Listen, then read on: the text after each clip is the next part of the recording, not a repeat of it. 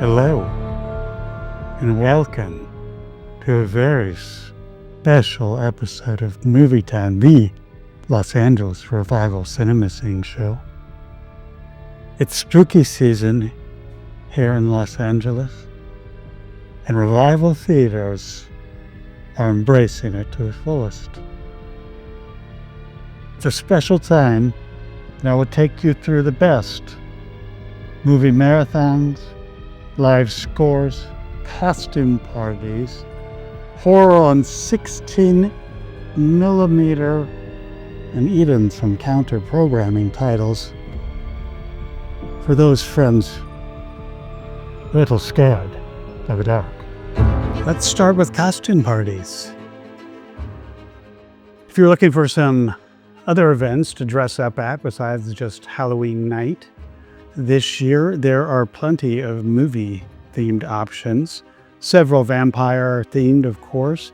So to start, the costume contest at Videotheque's October 17th screening of BRAM's STOKER'S Dracula, the Francis Ford Coppola movie from 1992. Not sure about the prize, but I imagine some free rentals, some tapes, some Blu-ray, some 4Ks in store. Moving on, not too far from Videotheque, Videotheque has their annual Halloween party, and they'll be showing The Craft from 1996, director Andrew Fleming. Sure to be a good time, craft-themed costume or not. At Whammy, they're having a quite distinct Halloween event, October 28th, showing the monkey-themed horror Shakma from 1990, hosted by Spike, Mistress of the Park. There'll also be tarot card readings, a costume contest, and drinks. A good time. And this may be my favorite costume theme of the spooky season. The Western vampire themed double feature that Hellraisers Club is putting on at the Culver Theater on October 29th, featuring The Lost Boys, 1987's masterpiece directed by Joel Schumacher, along with From Dusk Till Dawn. So get out. Yes, any excuse to don a cowboy hat. Sounds good to me. At the Philosophical Research Society on October 31st, Cathoid Cinema is throwing their Halloween party. Sure to be a unique event filled with delightful surprises. And then this one I haven't seen before, but at the LA Heritage Museum, Booze, Bites, and Frights. A little bit more on the commercial side of things I typically highlight, but they're doing outdoor screenings of The Terrifier 2, Scream and Scream 2, The Menu and Ready or Not, Bloody Disgusting's involved, Street Food Cinema's involved. Probably be a little bit more of a scene if you want that than just some of our screening recs. And so now we move into movie marathons.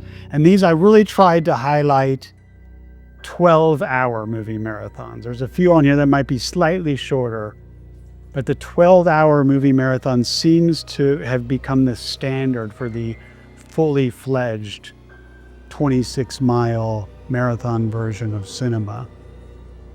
Starting off on the first weekend of October, the Gardena Cinemas back-to-back days, they're showing a Universal Horror Marathon with 5 films each day. And then, of course, there's the new Beverly Annual Horror Show featuring just tons of like rarities, 16mm, 35mm, everything on film. That one's sure, I can't wait to see what the rundown is of that because I can't go.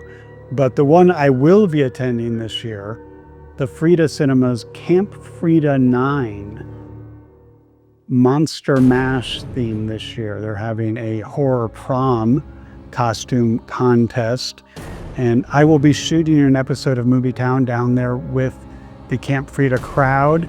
So look forward to seeing all who will be in Santa Ana.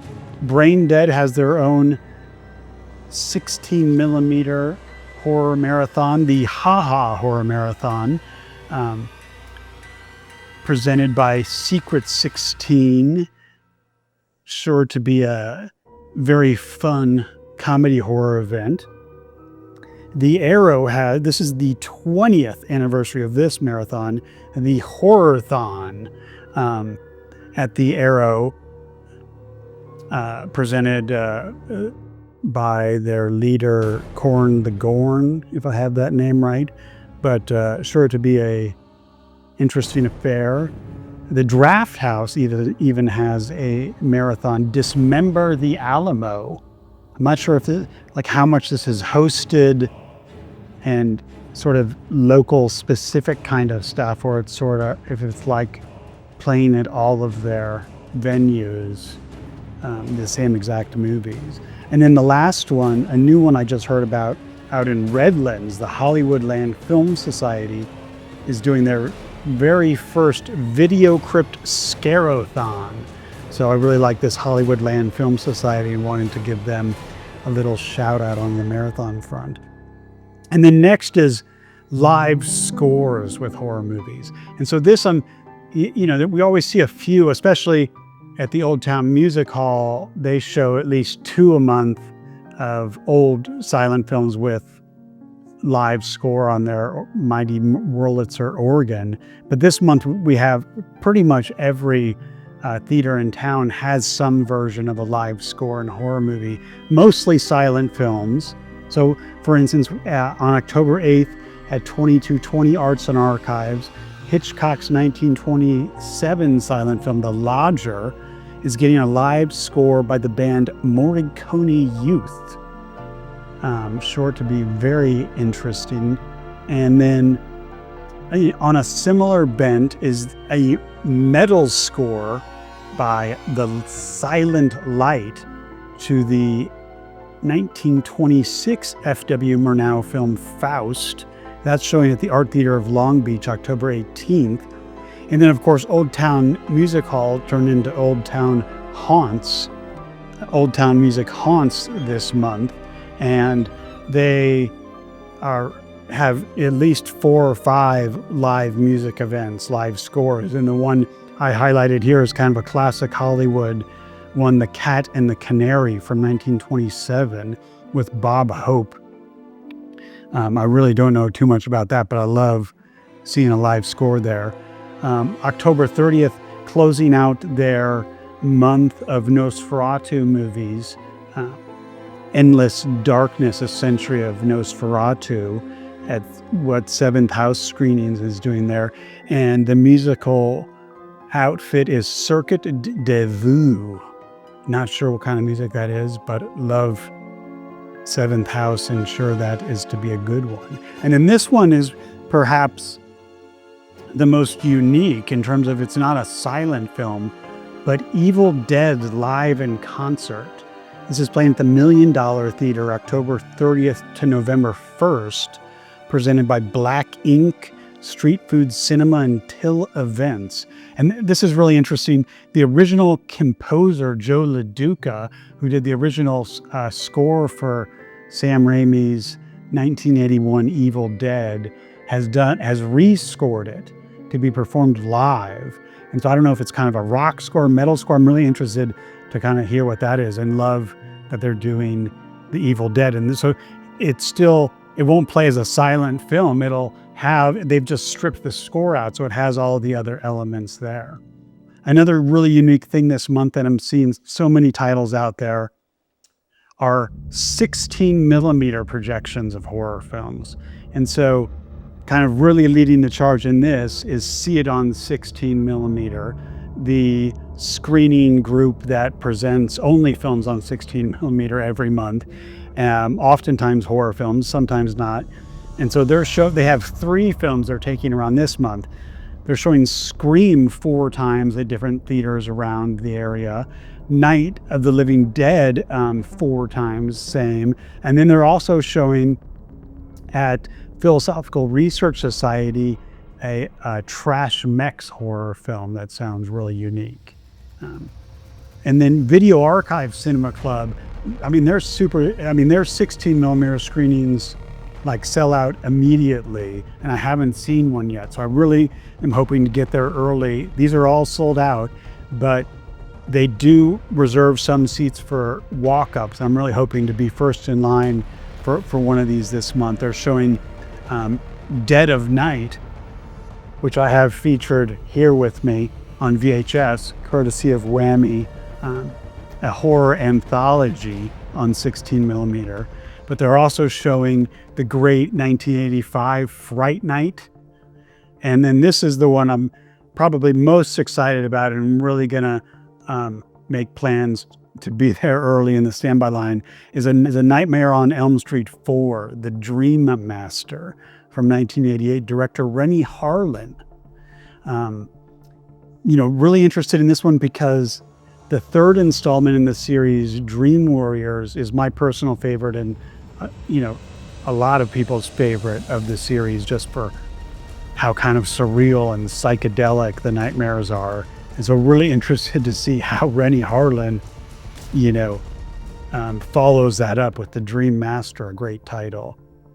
And Hollywood Land Film Society has another great screening to highlight here out at Redlands Vinyl Records. The Town That Dreaded Sundown, 1976, director Charles B. Pierce.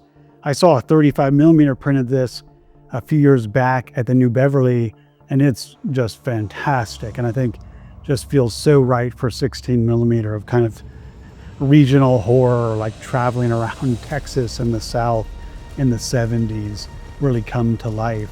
And then Cinephile, the micro cinema there, is also doing some 16 millimeter projections. And this one is presented by the good folks of Physical Media Society, Kingdom of Spiders, the William Shatner starring 1977 film, director John Cardos. I don't know anything about this, but I think that will be a great crowd and screening out in Santa Monica at Cinephile. And so I also wanted to, just because the spooky season here in Revival Cinema like so completely takes over and monopolizes the screens, I did want to highlight a few what I would call Halloween counter-programming, non-horror titles for maybe you need a break from the horror, maybe you just don't like horror. These ones that I'm highlighting: October 26th at the Frida Cinema, Adaptation, the 2002 Spike Jonze film starring Nicolas Cage, written by Charlie Kaufman. Fantastic non-horror film. And then this one is really, Cinematic Void is taking it upon themselves to do a counter-programming of their own styled work. And so Jim Bramscombe there has programmed Grow Up Tony Phillips. And this just feels like a brilliant counter-programming. I don't know this movie, but it's a Halloween-centric movie. It's about a high school teen who's obsessed with Halloween and can't let it go, even as his friends come to think of it as a little kid's thing. So it's very much like a coming of age, kind of sweet Halloween movie.